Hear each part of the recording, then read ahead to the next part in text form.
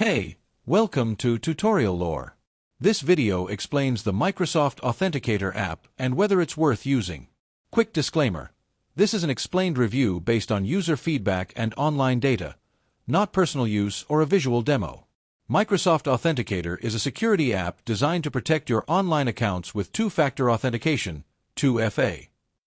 It allows users to securely sign in using verification codes, push notifications, or biometrics like fingerprint and face recognition.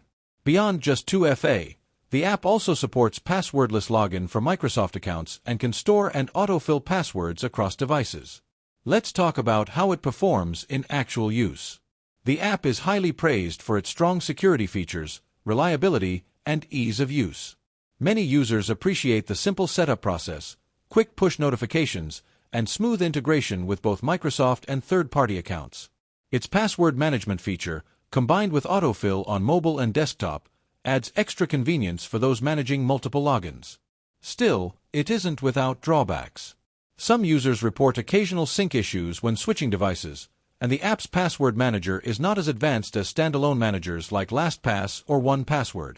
Additionally, users outside the Microsoft ecosystem may find limited benefit compared to those deeply integrated with Outlook, Office 365, or Azure services. If you're finding this helpful so far, hit that like button. It really supports the channel.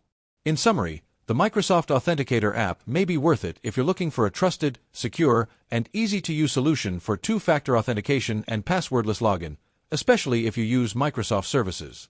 However, if you need a more feature-rich password manager or want broader cross-platform flexibility, it might not fully replace other options. This is not a commercial or paid promotion, but an informational video.